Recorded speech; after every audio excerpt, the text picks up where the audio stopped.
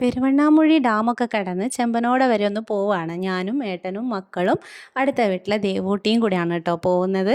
പോകുന്നത് എന്തിനാന്ന് വെച്ചാൽ എന്നെ കോളേജിൽ പഠിപ്പിച്ച സാറിൻ്റെ മോൻ്റെ ആദ്യത്തെ കുർബാന. ഈ ക്രിസ്ത്യൻ ആചാരങ്ങളൊക്കെ പള്ളിയിൽ വെച്ച് നടക്കുന്നതൊക്കെ കാണാൻ എനിക്ക് ഭയങ്കര ഇഷ്ടമാണ് കേട്ടോ. അങ്ങനെ നമ്മളതും പ്രതീക്ഷിച്ചിതാ പോവാണ്. കാടിനുള്ളിൽ കൂടെയാണ് കേട്ടോ യാത്ര. കുഞ്ഞു കുഞ്ഞു കാടുകളൊക്കെ ഉണ്ട്, ആന ഇറങ്ങുന്ന സ്ഥലമൊക്കെ ഉണ്ട്. സത്യമായിട്ടും പറഞ്ഞു കഴിഞ്ഞാൽ എൻ്റെ ഉള്ളിൽ പേടിയുണ്ട് കേട്ടോ. ആന എങ്ങാനും മുന്നിൽ വന്നിട്ട് കാറ് പോകാൻ സമ്മതിക്കാതെ ഇങ്ങനെ മുന്നിലങ്ങ് വന്ന് നിന്നാൽ എന്താ ചെയ്യുക? ഇതൊക്കെയാണ് ഞാനത് ആ യാത്രയിലൊക്കെ ഇങ്ങനെ ചിന്തിക്കുക. എന്തായിരിക്കും ആ സമയത്തുള്ള എക്സ്പീരിയൻസ് എന്നൊക്കെ ഇങ്ങനെ വെറുതെ ഇങ്ങനെ സ്വപ്നം കാണും. നല്ല സ്വപ്നമല്ലേ, കാണാൻ പറ്റിയ സ്വപ്നം. അപ്പോൾ നമ്മൾ അവിടെ പോയി പിന്നെ പ്രകൃതി തന്നെ നമുക്ക് ആസ്വദിക്കാൻ ഒരുപാട് കാര്യങ്ങൾ അവിടെ ഉണ്ട് കേട്ടോ. അപ്പോൾ ഇതാണ് സാറ്. അപ്പോൾ ലിജോ തോമസ് എന്നാണ് കേട്ടോ സാറിൻ്റെ പേര്. വൈഫിൻ്റെ പേര് ശില്പ. അപ്പോൾ ശില്പ ചേച്ചിയും സാറും.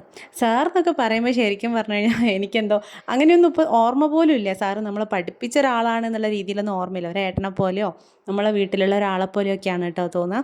കാരണം സാറുമായിട്ട് പഠിക്കുന്ന സമയത്തുള്ള ആ ഒരു നല്ല ബന്ധത്തിനേക്കാൾ അപ്പുറത്ത് ആ ബന്ധം കുറച്ചും കൂടി ഒന്ന് സ്ട്രോങ് ആയി വന്നത് സാറ് കല്യാണം കഴിച്ച ചേച്ചി ഉണ്ടല്ലോ, അവർ ലവ് മാരേജാണ്. ആദ്യം കല്യാണത്തിന് മുന്നേ എനിക്ക് ചേച്ചീനെ അറിയാം, പത്തനംതിട്ടയാണ് കേട്ടോ വീട്. അപ്പോൾ ചേച്ചിയായിട്ടുള്ള ആ ഒരു ബന്ധം അതാണ് മൊത്തത്തിൽ ഈ ഒരു ഇന്നത്തെ ഈ ഒരു അവസ്ഥയിലേക്ക് എത്തിച്ചത്. ചേച്ചിയായിട്ടുള്ള ആ ഒരു ബന്ധത്തിലൂടെയാണ്. അത്രയും സ്നേഹം, നമ്മളെ ബ്ലഡ് റിലേഷൻ അല്ലാതെ പോലും ഒരു സ്വന്തം ചേച്ചീനെ പോലെയുള്ള കരുതലും സ്നേഹവും അത്രയും ദൂരത്തിരുന്നിട്ടും പരസ്പരം കാണാഞ്ഞിട്ടും എപ്പോഴും ഇങ്ങനെ കോണ്ടാക്റ്റ് ആയിരിക്കുക എന്നുള്ളത് തന്നെ വലിയൊരു കാര്യമല്ലേ. സാറിന് ശരിക്കും പറഞ്ഞു കഴിഞ്ഞാൽ പിന്നെ കോണ്ടാക്റ്റേ വിട്ടുപോയ പോലെയാണ്. ചേച്ചിയിലൂടെ തന്നെ കാര്യങ്ങളൊക്കെ അറിയുന്നതുകൊണ്ട് തന്നെ അതൊരാവശ്യമായിട്ട് തോന്നിയതുമില്ല കേട്ടോ. ഞാനിവിടെ ഒരു 10 വർഷമൊക്കെ ആയിട്ടുണ്ടാവും പോയിട്ട്. പക്ഷെ അതിനിടയ്ക്കും ഞാൻ പോയില്ലെങ്കിലും എൻ്റെ വീട്ടിലുള്ളവർ അവരൊക്കെ പോകാറുണ്ട് കേട്ടോ. എൻ്റെ ചേച്ചിയുടെ ഹസ്ബൻഡ്, അവരെ വീട്ടുകാർ, പിന്നെ ഏട്ടൻ്റെ മക്കൾ, ഇവരൊക്കെ ഇവിടെ ഇടയ്ക്കും തലയ്ക്കൊക്കെ പോയിട്ടുണ്ട്. അതേപോലെ സാറുടെ ഫാമിലിയും എൻ്റെ വീട്ടിലോട്ടും ഇടയ്ക്കിടയ്ക്ക് വരാറുണ്ട് കേട്ടോ. ഇടയ്ക്കിടയ്ക്ക് വെച്ചാൽ എപ്പോഴും അല്ല, ഒരു കുറച്ച് ഗ്യാപ്പൊക്കെ ഇട്ടിട്ട് വരാറുണ്ട്. ഞാൻ മാത്രം കുറച്ച് ലേറ്റായിപ്പോയി.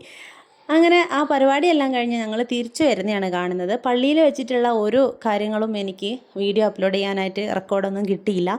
അതുകൊണ്ടാണേ സോറി. അതൊക്കെ കണ്ട് നിങ്ങൾക്കും കൂടെ ഷെയർ ചെയ്യണം എന്നൊക്കെയുള്ള ഒരു ആഗ്രഹത്തിലാണ് പോയത്. പക്ഷേ നടന്നില്ല. ശരിക്കും ഇതുപോലത്തെ കുറേ പ്രഷ്യസ് ആയിട്ടുള്ള കുറേ ബന്ധങ്ങൾ എനിക്കുണ്ട് കേട്ടോ. അതിൽ ഞാൻ വളരെ റിച്ച് ആണെന്ന് എനിക്ക് എപ്പോഴും ഫീൽ ചെയ്യാറുണ്ട്. നല്ല ബന്ധങ്ങളാണ് എപ്പോഴും ഏറ്റവും വലിയ സമ്പത്തായിട്ട് എനിക്ക് തോന്നുക. ആരോഗ്യവും എന്താ പറയുക, സന്തോഷവും സമാധാനവും ഉള്ളൊരു ലൈഫ്, അതുപോലെ പരസ്പരം മനസ്സിലാക്കി വിശ്വാസത്തോടു കൂടി പോകുന്ന ബന്ധങ്ങൾ. അപ്പോൾ അങ്ങനെ ഒരു ബന്ധത്തിൽ ഒന്നാണ് ഇത്. എന്നുവെച്ചാൽ എപ്പോഴും ഞാൻ വിചാരിക്കും, ശില്പ ചേച്ചി ഒരാൾ അത്രയും സ്നേഹത്തോടെ ഈ നടുവിൽ ഇങ്ങനെ നിൽക്കുന്നത് കൊണ്ടാണ് അത്രത്തോളം ഇത് മനോഹരമായിട്ട് ഇപ്പോഴും നമ്മളെ കൂടെ തന്നെ ഉള്ളത് കേട്ടോ. അത് എന്താ വെച്ചാൽ പരസ്പരമുള്ള സ്നേഹവും വിശ്വാസവും, ഇതാണ് ഏതൊരു ബന്ധത്തിൻ്റെയും അടിത്തറ എന്ന് പറയുന്നത്.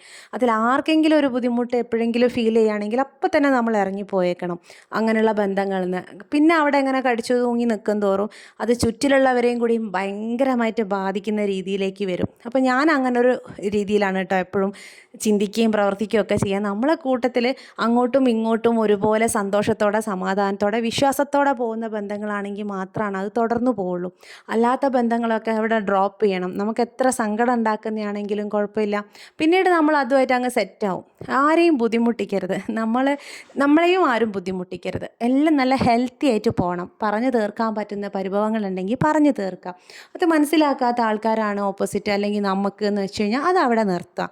എന്നിട്ട് സന്തോഷത്തോടെ അവരവരുടെ ജീവിതം, നമ്മളെ ജീവിതം എന്നുള്ള രീതിയിൽ പോവാം. ഇതങ്ങനെയല്ല, എല്ലാവരും ഒരേ വൈബിൽ, ഒരേ ആ ഒരു മെൻറ്റാലിറ്റിയിൽ. അത്തരം ബന്ധങ്ങൾ എനിക്ക് ഒരുപാട് ദൈവം തന്ന് എന്നെ അനുഗ്രഹിച്ചിട്ടുണ്ട്. അത്തരം ബന്ധങ്ങളെയൊക്കെ എപ്പോഴും മുറിവേൽക്കാണ്ട് കൂടെ കൊണ്ടുപോകാനും ഞാൻ നോക്കാറുണ്ട് കേട്ടോ. KG മുതലേ എനിക്ക് ആദ്യാക്ഷരം പറഞ്ഞു തരുന്ന ടീച്ചേഴ്സ് എന്നുള്ള രീതിയിൽ ഗുരുനാഥന്മാരെല്ലാവരെയും ഞാൻ കല്യാണത്തിന് വിളിച്ചിട്ടുണ്ടായിരുന്നു കേട്ടോ. എൻ്റെ കല്യാണത്തിന് എല്ലാവരെയും അനുഗ്രഹം വാങ്ങിയിട്ട് എൻ്റെ കല്യാണമൊക്കെ നടക്കണം എന്നൊക്കെ ഉള്ളത് ഭയങ്കര ഒരാഗ്രഹമാണ്. അപ്പോൾ അതെല്ലാം അതുപോലെ തന്നെ നടന്നിട്ടുണ്ട്. തിരുവനന്തപുരത്തു നിന്നൊക്കെ റിസ്ക് എടുത്ത് ലീവിന് വന്ന സുരേഷ് സാർ അടക്കം നമ്മളെ കല്യാണത്തിനൊക്കെ കൂടി എല്ലാ ടീച്ചേഴ്സും, എന്താ പറയുക, എല്ലാ വർഷവും നമ്മളെ പഠിപ്പിച്ച എല്ലാ ടീച്ചേഴ്സും നമ്മളെ കൂടെ വന്നു, അനുഗ്രഹിച്ചിട്ട് പോയി. അതൊക്കെ ശരിക്കും അതൊക്കെ ദൈവം നേരിട്ട് അനുഗ്രഹിക്കുന്നതിന് തുല്യമായിട്ട് തന്നെയാണ് കേട്ടോ ഞാൻ മനസ്സിലാക്കുന്നത്. വിദ്യാഭ്യാസത്തിൻ്റെ കൂടെ തന്നെ നമുക്ക് അതിനപ്പുറത്തേക്കുള്ള കുറേ കാര്യങ്ങൾ പഠിപ്പിച്ചു തരുന്ന അധ്യാപകരോട് പ്രത്യേക ഒരു സ്നേഹമായിരിക്കും. പുസ്തകത്തിലുള്ളത് മാത്രം പഠിപ്പിച്ച് തരുന്നത് അങ്ങനെയുള്ള ടീച്ചേഴ്സിനോടുള്ള സ്നേഹത്തേക്കാൾ കൂടുതലായിരിക്കും നമ്മളെ ഒരു വ്യക്തിയായി തീർക്കാൻ നല്ലൊരാളാക്കി മാറ്റാൻ വേണ്ടിയിട്ട് നമ്മളെ ജീവിതത്തിൽ ഇൻഫ്ലുവൻസ് ചെയ്യുന്ന കുറച്ച് ആൾക്കാരുണ്ടാവില്ലേ, അവരൊക്കെയാണ് ശരിക്കും യഥാർത്ഥ ഗുരുക്കന്മാർ. അവരൊന്നും ജീവിതത്തിൽ ഒരിക്കലും എന്നുവെച്ചാൽ വല്ലപ്പോഴും ഇങ്ങനെ ഓർത്തു പോവും. ഓരോ സാഹചര്യം വരുമ്പോൾ ഓർക്കും, ഇവരാണ് ഇന്ന് എന്നെ ഇങ്ങനെ ആക്കി തീർത്തത് എന്നുള്ള ആ ഒരു ഓർമ്മ ഉണ്ടാവുമല്ലോ. ആ ഓർമ്മ ഉണ്ടാവണം ശരിക്ക്. അപ്പോഴാണ് ആ അനുഗ്രഹം എപ്പോഴും നമ്മളെ കൂടെ തന്നെ ഉണ്ടാവുക അല്ലേ. സർട്ടിഫിക്കറ്റിൽ മാത്രം ഒതുങ്ങുന്ന A+കളല്ലാതെ ജീവിതത്തിൽ വലിയ വലിയ മൂല്യങ്ങൾ നേടാൻ മനസ്സിലാക്കാനൊക്കെ നമ്മളെ സമൂഹത്തിന് സാധിക്കട്ടെ.